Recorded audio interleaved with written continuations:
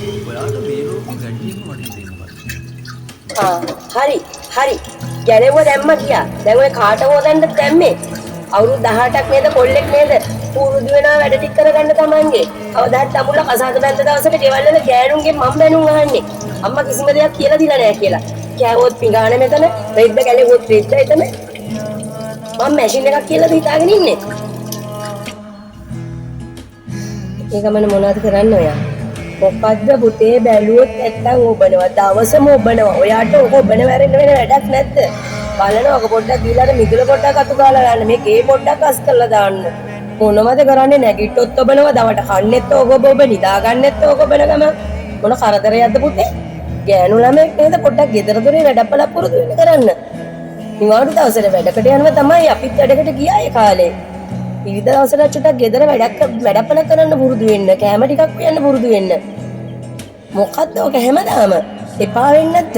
හැම වෙලේම ඔබන අතේ තියාගෙන ඉක වැඩේ. දැන් ඔයා මොකද්ද කරන්න හදන්නේ?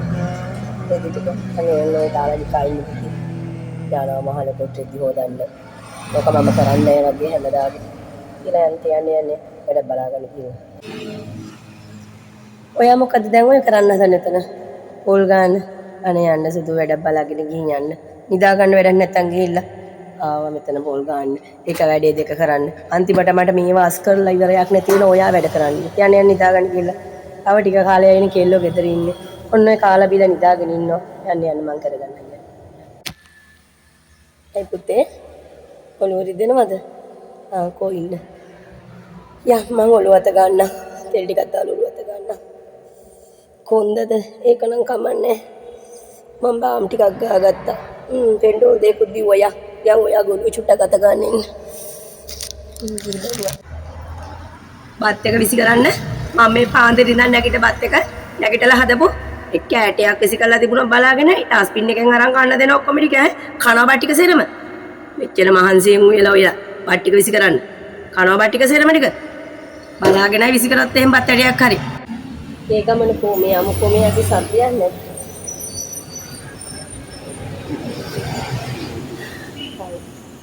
නින්ද ගිහින් මටත් නොදැනි මගේ දරුවා මොන තරම් ලොකු වෙලාද? වගින් බැනුවා. අනේ තව ටික දවසයි මගේ නැතවරණි මේ විදියට ඉන්න. තව ටික දවසකින් ඕගොල්ලෝගේ ජීවිත හොයාගෙන යයි. එදාට අම්මට ලොකු කනිකමක් දැනෙයි පුතේ. ඔයාලට කෑ ගහලා ඔයාලට බැනලා ඔයාලගේ හැම වැඩක්ම කරලා දීලා කවදා හරි දවසක මගේ අත් දෙකෙන් මේ දේවල් මට කරන්න නැති වෙන දවසකුත් එයි. එදාට මේ අම්මට ගොඩාක් දුක හිතෙයි. ගොඩාක් දුක හිතෙයි. ඔයාලා නැති පාළුව ගොඩාක් දැනේ. ඒත් ඕගොල්ලෝගේ ජීවිතවලට ඔයාලගේ අනිත් ලෝක හොයාගෙන යන්න ඕනේ මට පුතේ. ඒක නිසා ඔයාලට ඕනි හැම දෙයක්ම ඔයාලා ගොඩාක් හොඳ දරුවෝ විදියට හදන්නයි මම මෙච්චර මහන්සි වෙන්නේ. ඔයාලට බයින්නේ ගහන්නේ තරහට නෙමෙයි මගේ පුතේ. ඔයගොල්ලෝ හොඳ දරුවෝ කරන්න. ඔයාලට හැම දෙයක්ම උගන්වන්න. අම්මත් එක්ක තරහ වෙන්න එපා මට සමා වෙන්න පුතේ. දොයහට ගැව්වද බැන්නත් සමා වෙන්න මගේ පුතේ.